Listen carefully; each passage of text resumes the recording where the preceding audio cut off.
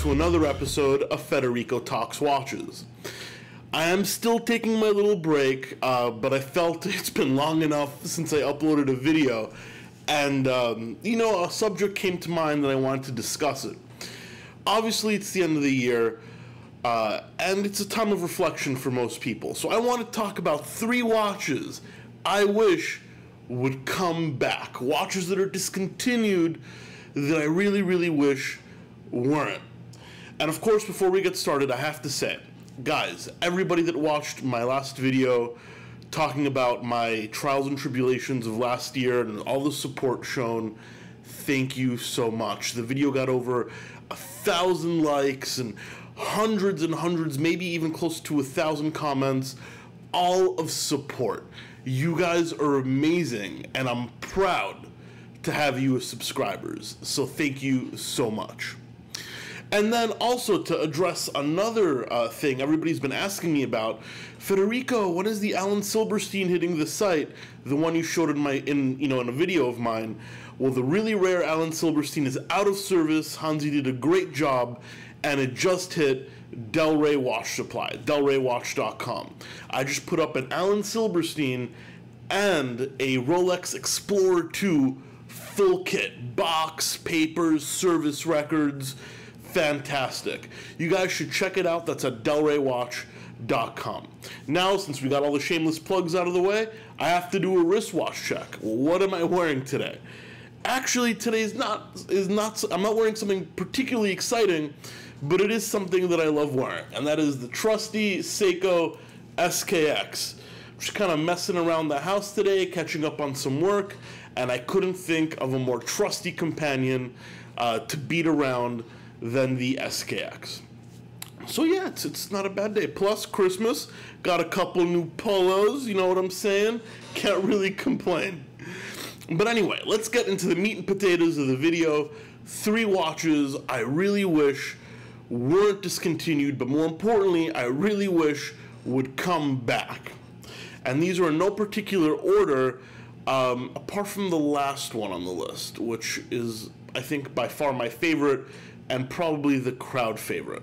But first is the IWC Vintage Collection. Now, this may be cheating a little bit because it's multiple models, but IWC discontinued it 4 or 5 years ago, and it was called the Vintage Collection. And they made 1 watch of each collection. That's Aquatimer, Portuguese, Engineer, Da Vinci, I'm missing something, Portofino, and they remade 1 of each of these models in a remake of their vintage watches. So you guys know I own the Vintage Collection Ingenieur, the Laureus edition, but they also made the Vintage Collection Aquatimer and the Vintage Collection Pilot Watch. Those are my 2 favorites.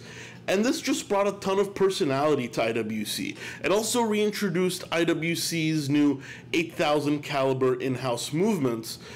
And even though not all of them sold well, the Engineer sold well, the Aquatimer sold well, but the Pilot didn't, the Da Vinci really didn't, I thought it brought a lot of spice to their lineup. And these reimaginings of their vintage watches were done extremely well, so I'm kind of sad to see that go.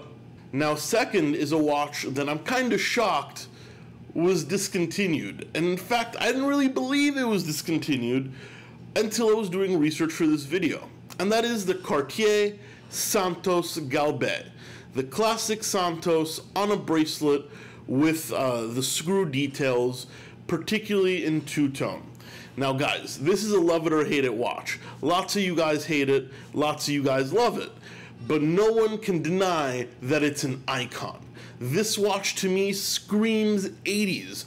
I mean, Gordon Gekko wore this watch. This watch is all about excess, cocaine, Wall Street. This watch, more so maybe than a two-tone date, just defined an era. And it's no longer with us, and that's kind of sad. Never was there a watch in such a small size, 34, 35 millimeters, that had such big personality. And that can be seen a little bit in the love it or hate it, because you know what? Everybody has an opinion on the Santos Galbee. You love it, you hate it. No one says, who cares? Everybody has an opinion, and personally for me, that watch is the shit. Listen, not the most horologically relevant, at a movement, fine. Design icon, Cartier icon, defined an era. And I'm a little shocked to see it be discontinued, but I guess it's finally played out. But I will own the two-tone Gordon Gekko version, mark my words. And then there's a watch, which no surprise is on the list, not only because many of you agree with it, but everybody knows I have a penchant for this watch. And this is the, I was going to say IWC, no, it's the Rolex Pepsi Bezel GMT Master 2. What can I say? Every year, this watch is rumored to come out. Every year, a Coke version of this watch is rumored to come out. Literally every year before Baselworld, and we never get it.